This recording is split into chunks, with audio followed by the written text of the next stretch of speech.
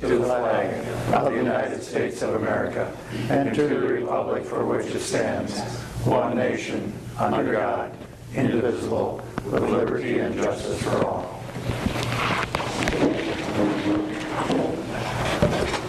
Roll call. Chisholm? Here. Bell Richard? Here. Carlson? Here. Luce? Here. Lohr? Here. Rustad? Here. Johnson? Here. I have a motion for approval of the agenda. So move. Second. Moved by Luce and seconded by Bella Richard. Roll call. Luce? Aye. Bell Richard? Aye. Chisholm? Aye. Lohr? Aye. Rustad? Aye. Johnson? Aye. Carlson? Aye. Agenda is approved. I also want to recognize Kristen for her first official city council meeting. New librarian as of first of the month. We'll be looking forward to viewing your presentations every week. Good job description. Okay, let's move on to any public comment. Okay, we'll Happy New Year. having none. Fiscal year. We'll move on to the consent agenda, which includes the minutes of the June 19th meeting. Item B is claims. Item C is expand outdoor service area for Pulpit Rock Brewery from July 27th, 29th in Ragbri. Item D is only at a co-op outdoor service area and previously approved special event. Item E is renew Class C liquor license for LeBron, including Sunday sales. Item F is renew Class C liquor license for Corner Bar, including Sunday sales and outdoor service area. Item G is approved special events application for Nordic Fest. Item H is approved street closings for Ragbri, July 28th at 6 a.m. to 6 p.m. Item I is Resolution 2735 approving fiscal year 18 dispatching service agreement with Winnebago County. And J, K, and L are C3 commercial design reviews, those being for 116 and 118 West Water Street Professional Group LLC sign. And also a design for 219 West Water Street Alliant Energy sign. And the last one is a commercial design review on 217 West Water Street, number 2, Winnebago Energy District, and a sign. Now, item M is Resolution 2803, setting the date for a public hearing on proposal to enter into a general obligation airport improvement loan agreement and borrow money thereunder in the principal amount not to exceed $1,500,000 on July 17th at 5:45. Item N is Resolution 2804, setting a date for a public hearing on zoning code amendment, zoning of property at Parcel A, Highland Place subdivision, this being Ossie Haugen division on the 17th also at 5:45. And finally, item O is Resolution 2805, setting public hearing on the plans and specifications, estimates, and cost, setting a bid date for the 2017 Street and Alley Improvement Project. This would be on August the 7th. So any questions about the consent agenda? Yes, I have one. Go ahead. I can't get into my Dropbox here, so I can't look up your background notes. But the F, renew for the Corner Bar, the outdoor service area, where will that be? They are looking at using that 3 feet or 5 feet of sidewalk space in front of their building that every downtown business has the right to use. My understanding, they're looking at just setting up cafe tables or something, or a bench in that area. Okay. Will they be allowed to have alcohol out there then? That's what the liquor license would provide. For that outdoor front there, Yep. yes. Thank you, thank you. Gary, do you want to hear pass that? I have a question about the RACBRAI request for closure of those streets from 6 a.m. all the way until 6 p.m. Is that a requirement of theirs, or is that? No, I just put that in there thinking that we would have cleanup and takedown and signs and the tractors and bike racks and just equipment and that. So I just wanted to allow enough time to get all that stuff out of there. Yeah. So that was just my recommendation. That gives you the time to close it. You wouldn't necessarily have to have it closed down. Right, no, it just, yeah, would give us that time to get things cleaned up. If we get it done sooner, we will. Item O, the public hearing for the estimates of the street and alley improvement, August 7th, is when that would be set for. The public hearing is August 7th. The proposed bid date is August 3rd, which I believe is that Thursday before. So that's opening of bids for the public hearing? What? I don't understand. We would receive bids by, usually we receive them by 11:30 or noon, and then we have the opening at 1 o'clock, so that we can then tab that over Friday and then get those to the hearing on the 7th on Monday. And with that being the date of the public hearing about that, when do we anticipate the project starting? Usually contracts are negotiated and signed with the contractor within a week after you let the bids. So toward the end of August? Right. Aren't we missing quite a bit of construction season here? You're missing most of it. That's a concern, I think, that these bids are getting out and finalized so late. So I just wanted to raise that concern. Okay, duly noted. Other questions? We have a motion. I'll make a motion for approval of the consent agenda. Okay, motion for approval by Carlson, supported I'll second it. by Rustad. Roll call. Carlson? Aye. Rustad? Aye. Johnson? Aye. Luce? Aye. Bell Richard? Aye. Chisel? Aye. Lohr? Consent agenda is approved.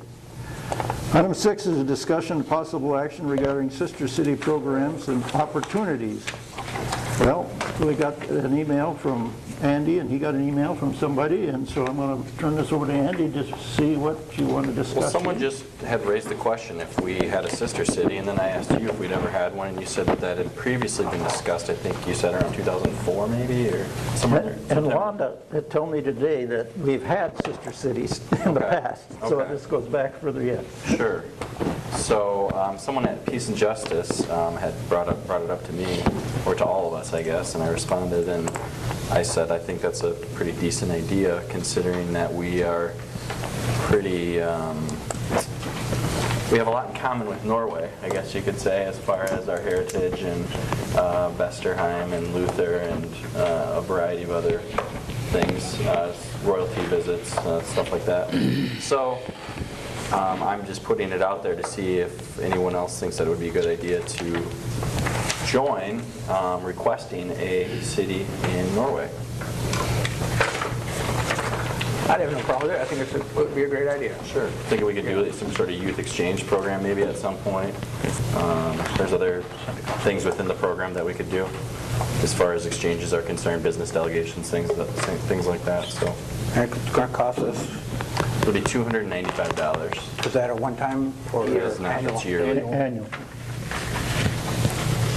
Is there somebody that would kind of lead that effort? Usually the mayor does that. Serves as that ambassador or host. I think that'd be a great idea. Let's do it. I guess the question is, how do you select the city? From what I read, I believe that the Sister Cities International actually does the legwork as far as finding a city of comparable size and one that might fit your city. I did throw out the idea that we could go for Oslo, even though they're much larger. They do not have a sister city right now. So, kind of shooting the moon there, but it's worth a shot. Worst they can say is no. And I think with our rich history here, maybe we'll at least get an opportunity to plead our case. I think we got to investigate it and move forward with it. Want to make a motion on that? I'll let Mr. Carlson do that. Sure. I'll make a motion to enter into membership with Sister Cities International And pursue Oslo? and pursue Oslo. Second. Okay, the motion to try to get Oslo as a sister city. And made in second. More discussion? Roll call? Carlson? Aye. Luce? Aye. Johnson? Aye. Rustad? Aye. Lohr? Aye. Chisel? Aye. Bell Richard? No. Okay, it passed with one dissenting vote.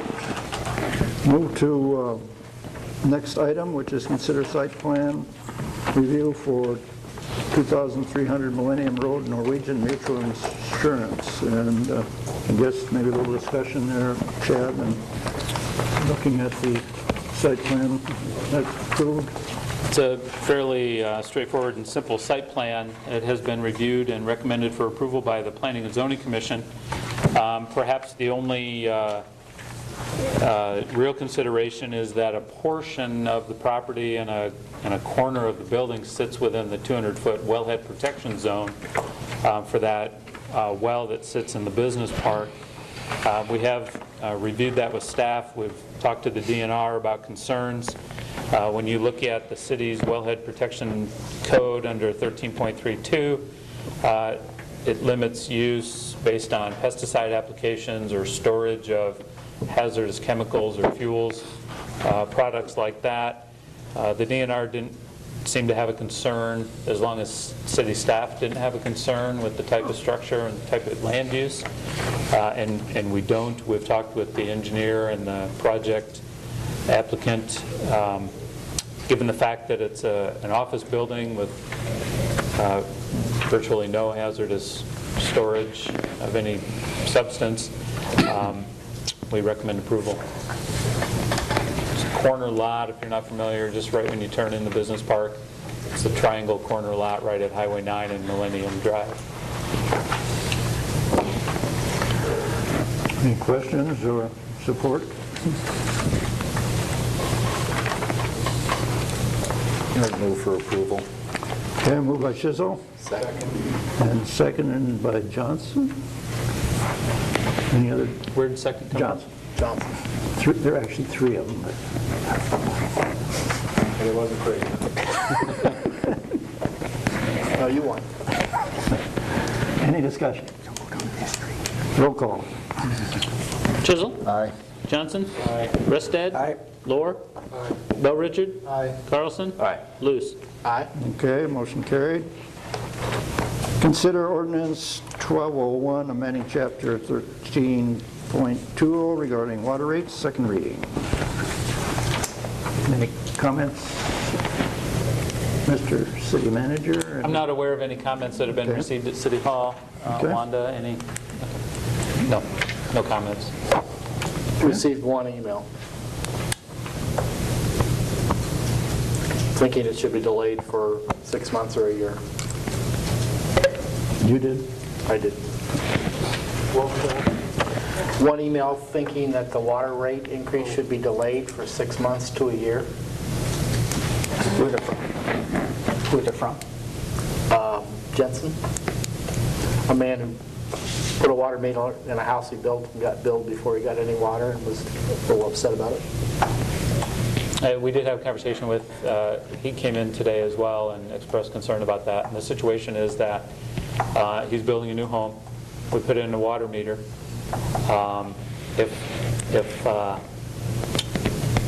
When that meter goes in, depending on when it falls in that 3-month billing cycle, if it's less than 30 days, the minimum charge is prorated out. If it's more than 30 days, it's the full minimum charge. So he received the full minimum charge. And that's, that minimum charge is codified. It's in the water and sewer rate codes. Regardless of how much water goes through there, there's always the minimum charge, and then there's the quantity charge with that. So his meter's been in for 45 days now at this point, or something like that. So while his home is still under construction, he's got that minimum charge on there. Okay, do we have support for the second reading here? I'd move. Okay, moved by Luce, Second. second by Carlson. Any other discussion? Roll call? Luce? Aye. Carlson? Aye. Bell Richard? Aye. Chisel? Aye. Lohr? Aye. Restad? Aye. Johnson? Okay, carried. Item 9 is consider ordinance 1202, amending chapter 13.28 regarding sewer rates. Again, second reading. Make a motion for approval. Second. Motion by Carlson, second by Luce. Any discussion? Roll call? Carlson? Aye. Luce? Aye. Johnson? Aye. Restad? Aye. Lohr? Aye. Chisel? Aye. Bell Richard? Aye. Okay, carried. I'd Consider, like to move waiving the third reading of those two and adoption of 1201 and 1202. Probably tackle each one in I'd move we do it independently. okay. So you, did 1201, I'd move we waive third reading and go for approval, okay, for adoption. do you have support for that? Second. And second by Carlson. Any comments about that? I think the unanimity of the council shows that it's something that we think is important to be able to get It was also discussed at the budget meeting. at the budget meeting. We're carrying out what we said we were going to do at budget, so Right. I don't think we need to drag it another meeting. Okay. Roll call? Second. Oh, you've still got some discussion? Yeah, I guess nobody's said anything, but it's still a rate increase. And I'd like to give them that extra, 2 weeks to respond. Give them the opportunity not to say we just went through, so give them maximum opportunity to talk to us about it. Okay. publication. Roll call? Okay, Luce? Aye. Carlson? Aye. Bell Richard? No. Chisel? No. Lohr? No. Restad? No. Johnson? No. Okay, it failed, so we'll have the third reading. Want to proceed with the next one, or forget it?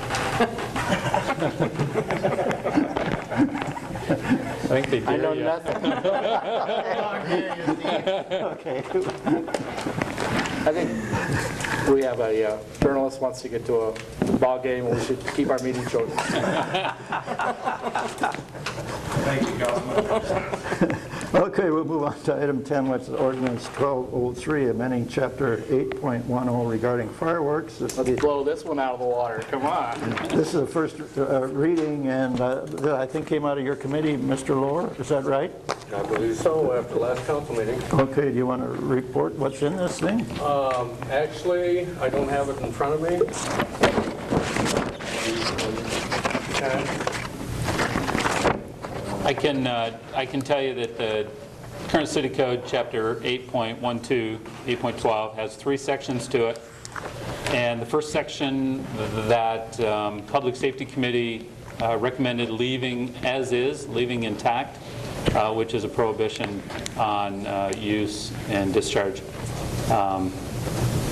So no changes to that. And that section reads, "It's a misdemeanor for any person to discharge or explode firecrackers, rockets, torpedoes, Roman candles, or other fireworks designed and intended for pyrotechnic display within city limits." So our recommendation was to leave that one intact as is. Section 20, which are exceptions to that, updating some language to be more in line with state code. Namely that fireworks display will be handled by a competent operator. That was some language that came out of the state code. And this has to do with a permitting process, which we currently have in the city. For those city agencies, fair associations, amusement parks, or other organization or groups of individuals approved by city authorities when such fireworks display is handled by a competent operator. And then the addition of general liability to $1 million per occurrence, or an aggregate of $2 million That was actually some sample language that I had seen from some other cities. Did talk with our insurance carrier a little bit about that. Currently, we don't require insurance with the permitting process, although standard practice is that we've asked for up to $1 million. This would codify that if the council would so choose. So otherwise, just some language changes there to that section.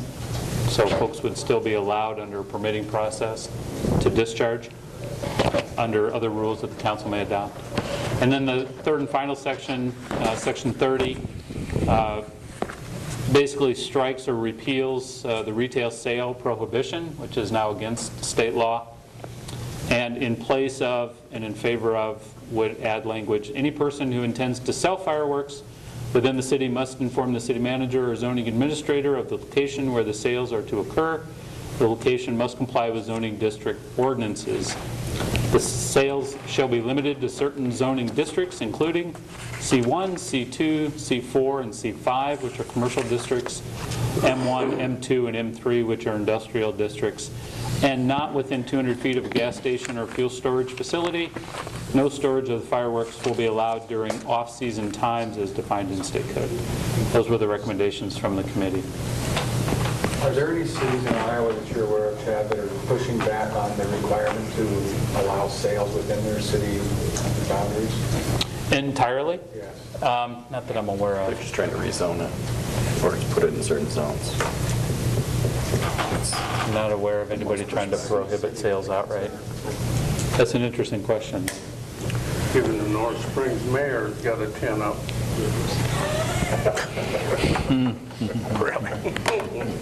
Is the last sentence of what you had there, no storage of fireworks will be allowed during off-season times? That's way general. Is that referring to in those districts that are mentioned above where it could be happen? Or is that, I mean, I'm a little bit baffled about its generality in this one. I think the intent is that it would be within those districts where sales are allowed. In other words, if somebody, let's just say the extreme, somebody purchased a building in a C1 district and opened the doors for sales during the times allowed by state code, but during the off-season they just kept the building closed, but it was full of fireworks. I think this is saying, no, we're not going to let that happen.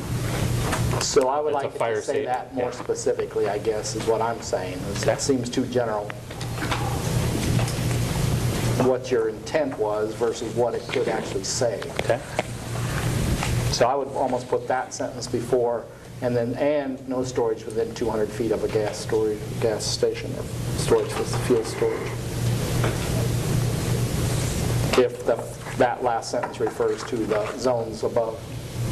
So you aren't changing the language. I think there should be a change in language. I'll talk to Rick here about how we can Yeah, what the better say specificity that. should be to Sure. make sure the intent is recognized by whoever reads this ordinance. Okay. Anything else? Do you think that'll open us up to any lawsuits?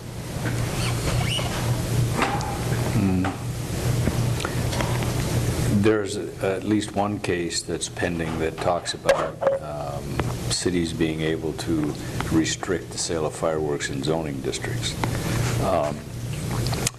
It hasn't been decided. I mean, it was subject to some... Can you speak up a little louder, please? There's been one case that was filed by a company contesting the city's ability to restrict where the sales could occur. They had asked in that lawsuit for a temporary injunction prohibiting the city from those restrictions, and the judge denied it. And in his dictum, he said that he felt that they were unlikely to succeed. But the case has not been decided, so it's kind of up in the air. I was He talking. just didn't allow the injunction to... He just didn't allow the I was injunction. thinking more of the storage component that we were just discussing. Do you think that would? I think that, you know, it's going to come down to that's a public safety issue. Sure. And I think that the city, under its home rule, has the right to pass regulations that talk about public safety. And so, you know, I think that the only other thing is, and Chad and I were talking, is if the legislature comes in and preempts everything and says cities can't regulate anything, including whether or not you can, but that has not occurred. Under the current status of the law, I'd be comfortable arguing that we have the right to say where you put it. Okay. Part of the discussion and debate is that the current law isn't clear. It's silent on any type of any regulation of sales. Which I've heard they said they're going to clear up in the next session. Well, I guess we'll see what they say anyway. how clear they make it. Okay, what do you want to proceed with this ordinance with the clarification of that one sentence? Or we can I think it needs to be reworked a little bit Rewrite, before we bring it do back. it. There's no real hurry since sales go off in today or Saturday. tomorrow or Saturday. Saturday, so So you want to postpone this to the next meeting? please. I'd move we table to the next meeting if we need a motion. Okay. Motion to table by Luce. Supported Second. by Carlson. Roll call. Luce? Aye. Carlson? Aye. Bell Richard? Aye. Chisel? Aye. Lower? Aye. Rustad? Aye. Johnson? Okay, be on next city council meeting. We're down to reports. City manager. All right, I'll try to be brief since there's other things going on. In my background notes, I did have 3 items that I merely just cut and pasted from planning and zoning because I thought they were interesting topics. I guess the first one is on Ragbri. I had a conversation with Councilman Rustad regarding closing times for establishments for Ragbri, and I'll touch on that. And the other 2 items are right out of the last planning and zoning meeting. And so I just dropped those into the background notes. There seems to be some confusion or the need for clarity on what we mean by closing times for Ragbri. That's kind of been out there a little bit, and the committee's talked about that quite a bit. And what Ragbri is looking for as an organization and backed by the Iowa State Patrol is that each town in their agreement to either be an overnight or a pass-through town agrees to essentially close down Ragbri services so that the crowd can move. The crowd is encouraged to move to the next town. Ragbri itself only provides support on the route from 6 a.m. to 6 p.m. So they themselves encourage folks to get to the next overnight by 6 p.m. because that's when they essentially open up the roads. There's no more SAG or medical support, etc. So to help that, they establish what they call a close down time in each community. For Decorah, that time is 2 o'clock in the afternoon. And what that simply means is that the Iowa State Patrol will come through at 2 o'clock and they will ask the businesses to, stop serving, turn off the music, get people to move on and just get them out the door. The State Patrol has told us if as a community and our establishments work with them, they'll work with us. It can be as simple as the State Patrol coming in and saying, it's 2 o'clock, time to go, and everybody puts down their drink and picks up their bike helmet and walks out the door, and that's perfectly fine. It could be, though, if there's trouble, the State Patrol will require the establishment to lock the door, shut the taps down, or whatever it'll take to keep those people moving on. So it doesn't have to be a whole big episode thing, right? With Nordic Fest, you got a combination of Ragbri people, and a lot of people get together for reunions during Nordic Fest. So you're shutting the people that are here for Nordic Fest off too? No, the State Patrol and Ragbri has told us they understand we have Nordic Fest going on. We have lots of other events, activities, and other customers or patrons in the area. What they're looking for is that those cyclists get moving, and whatever it takes to encourage that, that's what they want to see. If we have, so for example, though, we do have specifically the Nordic Fest Beer Garden will be open early that morning, specifically for Ragbri people, patrons. They'll want that to shut down because that was solely started up for Ragbri. They'll want that shut down. The canopies up and down Water Street, they understand those are Nordic Fest activities. They're not looking for those to shut down. And again, any downtown establishment, a bar, a restaurant, or whatever, if they're seeing RAGBRAI people gathering up their gear and walking out the door and getting on their bikes around 2 o'clock, that's what they're looking for. What generally happens is they may close an establishment. If it's crowded with bikers, they may close it for 10 or 20 minutes, and then people will leave, and then they reopen. Some people will just ride around. I mean, if there are people that are cycling that are staying in town that night, they may just circle the block, but they will leave the establishment and give them an opportunity to close. And then once the state troopers have taken care of that, they wash their hands and move on. It really is quite invisible. It just goes very quick. They're just trying to, I don't anticipate, because we're basically the breakfast town. we're the first town. I have a feeling most people will be smart enough to be out of here by 2. I don't think it should be a big problem, but never know. Any other questions on that? No, but thank you, because I did ask you to bring this on the agenda, or to this meeting, so I appreciate you reporting on that, so, because there has been a lot of discussion. Yeah. So thank you. If there are other questions or comments about how that works, I serve as co-chair of the local RAGBRAI committee with Christina Wilchin at the chamber. Happy to answer any questions or visit anybody, go to an establishment, talk to them about how that works, whatever. Happy to do that. So. And this is consistent with every town. Every town is going to have it. They're going to have a different time. Ocean's 3:30, I think, and Postville's 4 o'clock, or whatever. Every town in our route is going to have that. I would imagine that most of the establishments that are going to benefit from RAGBRAI from 8 a.m. until 2 p.m. will gladly shut down for 20 minutes, given what's going on in the prior 5 or 6 hours. All right. The next item that I had listed there is just a comment regarding the residential tax abatement. I know the Dan's committees met once just to kind of continue to talk through that. The Planning and Zoning Commission did spend some time at their last meeting on June 26th and talked about it at length, and they did approve a recommendation to the council for some changes to that program, and so wanted to read those to you and at least make you aware of those. The Commission recommends that the Council reduce the valuation cap for abatement from $400,000 to $200,000 for new residential construction, and also shorten the abatement period from 5 years to a 3-year time frame. And that was approved unanimously, I believe, by the Commission. And generally what they're looking at there is how can this program be more impactful to affordable housing? And I think their thought is if you reduce that value level down to $200,000, you're providing a larger incentive to homes at that level and less of an incentive to homes at the $400,000 level. So you highly incentivize the affordable, if you keep the program at all, and we talked about that and different options at the committee meeting as well.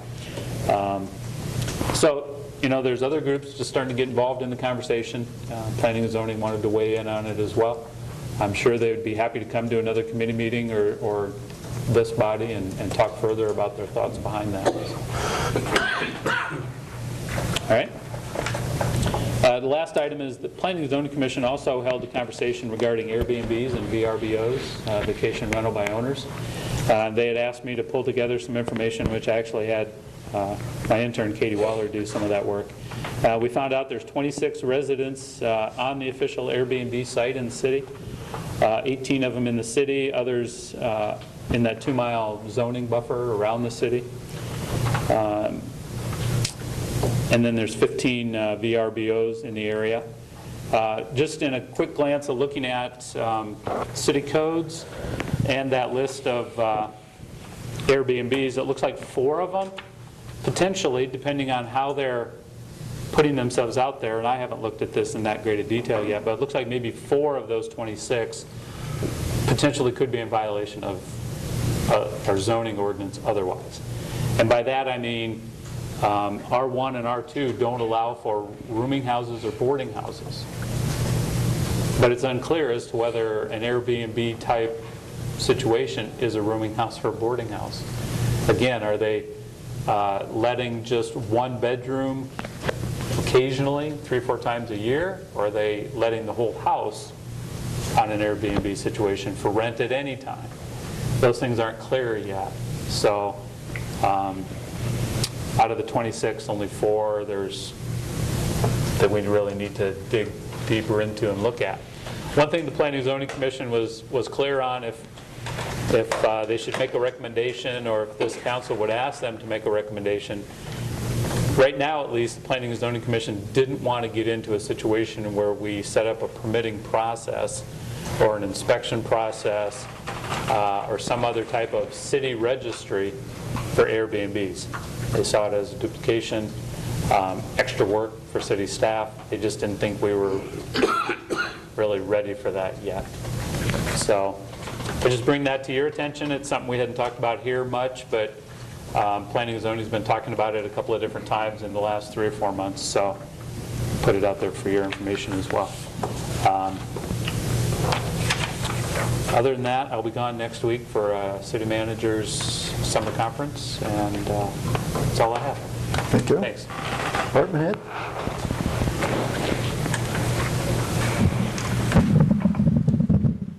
I just want to let the council know of a project we got going up on Vernon Street, if you haven't heard already. We had an extensive sinkhole underneath the road developed last Thursday. We tore up the street, had to do a repair to the storm sewer, got that taken care of, filled it back up. Then we had a water main break after that, so part of it sunk away. Todd and his crew come up and repaired the water main, and the road is still sinking away. So at this point, we're going to do a little bit more search, but the road will be closed until we think it's safe. So.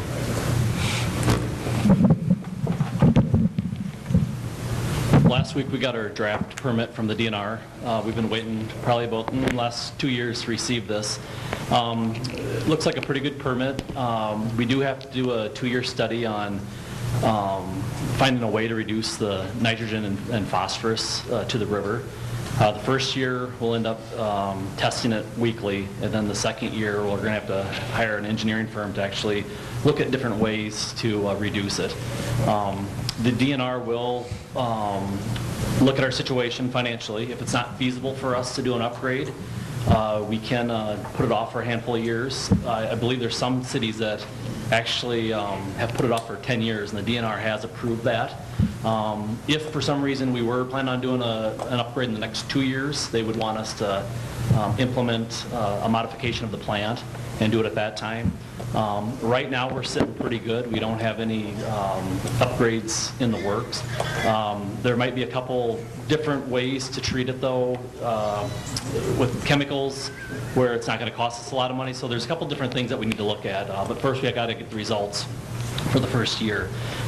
We did also add the landfill to our treatment agreement, to our permit. They did buy an evaporator out there, so it doesn't look like they're going to be sending anything our way, but for some reason, if the evaporator goes down, the DNR is asking them to find a second source to discharge to, and that would be us. So everything's spelt out on what they have to sample for, how much they can bring us, what type of load they can have. So everything's official between both parties, so there shouldn't be no confusion if, for some reason, if it comes to that. So, but like I said, the first year we're doing a bunch of sampling. Second year is when we're going to have to really make some choices on what we can afford, what we want to do, what we can do, and go from there. So.